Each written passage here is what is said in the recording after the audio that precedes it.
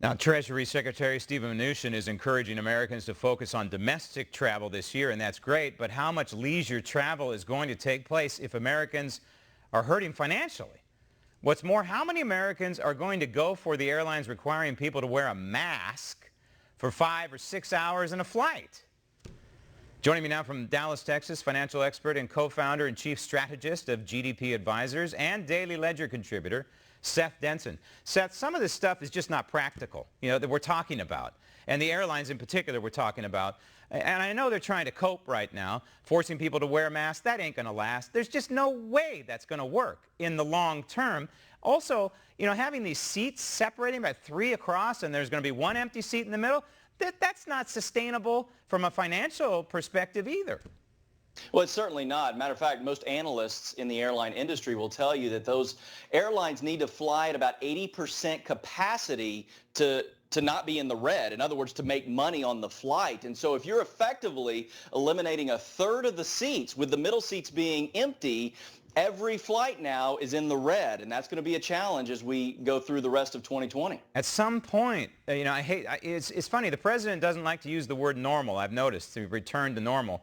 He says kind of plaintively, we need to return to where we were, and he's right. At some point this year, not next year, this year we've got to return to where we were. And that means baseball players playing baseball and football playing football in the fall and basketball playing basketball less than 6 feet apart and people on airplanes jammed in like they used to be. I mean, at some point this year, Seth, if we're talking about a recovery, we got to do all this stuff.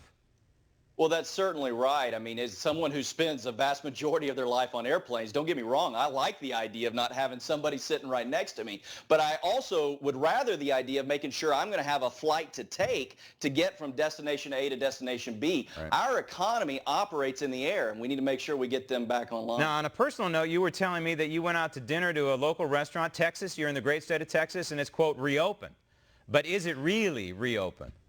Yeah, my wife and kids and I, we ventured out last night. Our favorite local restaurant opened up, so we took advantage of it. We sat there for a little over an hour.